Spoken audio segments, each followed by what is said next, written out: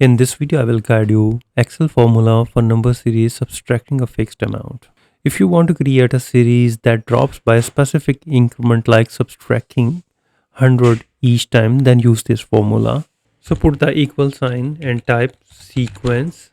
Open the bracket. So type 100. That means how many numbers do you want in your list, comma, space, and type 1. That means that how many columns wide should be data be, and comma, and type the starting number, for example 1000, comma, space, minus 100. This is the magic part, because by using a negative number you can tell Excel to subtract that amount for every new row and close the bracket and hit enter, and here you can see that.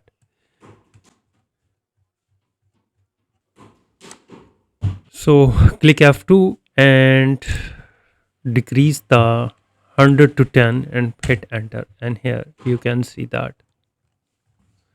this is the magic part of this formula.